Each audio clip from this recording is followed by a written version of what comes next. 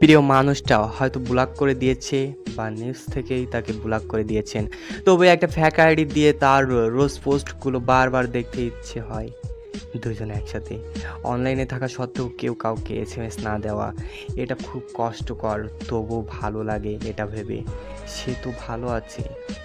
হয়তো ওই পাশের মানুষটা অন্যকে নিয়ে খুব ব্যস্ত, কিন্তু তবুও নিজেকে তার মাঝে ব্যস্ত রাখা, এটাও এক ধরনের অপেক্ষা, যার শেষটা জানার কোনোদিন মিল হবে না।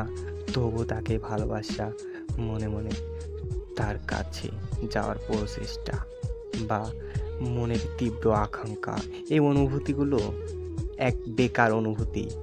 তবু মনের মাঝে সেটাকে বাঁচিয়ে রাখতে চাই যে মানুষটা আমার না, আমরা তাকেই তার অজান্তে ভালোবেসে চাই।